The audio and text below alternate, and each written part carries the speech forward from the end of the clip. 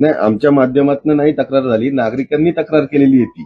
आणि नागरिकांनी सांगितलं इथं काहीतरी अनुचित प्रकार होतोय. तेव्हा तिथं पोलीस गेले, तिथं 2 गाड्या पकडल्या. त्या गाड्यांमधले एक महिला होती आणि तिथले 4-5 मुलं होती. त्यांना पकडलं. त्यांच्याकडे मतदार याद्या सापडल्या, त्यांच्याकडे एक वही सापडली. त्याच्यामध्ये असं लिहिलं होतं, नावं लिहिली होती, कुणाला किती पैसे दिल्यात ते लिहिलं होतं, काही पैसे सापडले.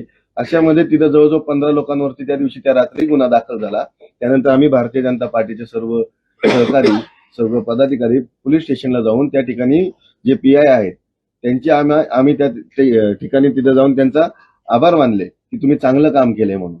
हे नागरिकांनी पकडून दिलेले यांना की सभा होती, अजितदादांची सभा त्या ठिकाणी होणार होती म्हणून त्याचे ते 500 रुपये 700 रुपये लोकांना द्यायला गेले होते. हळदी कुंकू हे ते सांगण्याचं काम एक खोटं सांगत होते.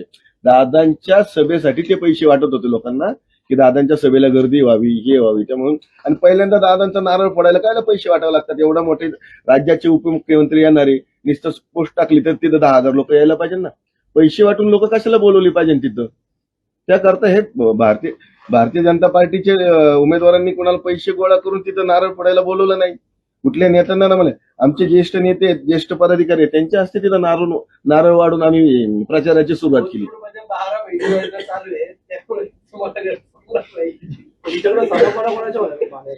काही आम्हाला नेत्यांनी जर दिली तर आमच्याकडे सभा होती, नाही दिली तरी आम्ही सक्षम सगळे नेते आहेत, इथं सगळे कार्यकर्ते आहेत की त्यांच्या माध्यमातून हा प्रचार आमचा एकदम व्यवस्थित ग्राउंड लेवलला चालू आहे. असे सभेची आम्हाला गरज नाहीये की पहिल्या दिवशी नारळ फोडायला दादांना बोलायचं. आता आमच्याकडे 2 नेते आहेत. एक जे आमचे सिनियर नेते आहेत प्रकाश तात्या बालवडकर आणि दुसरे जे आहेत प्रल्हादजी सायकर. या 2 नेत्यांच्या नेतृत्वात ही निवडणूक प्रभाग क्रमांक 9 ची होत आहे.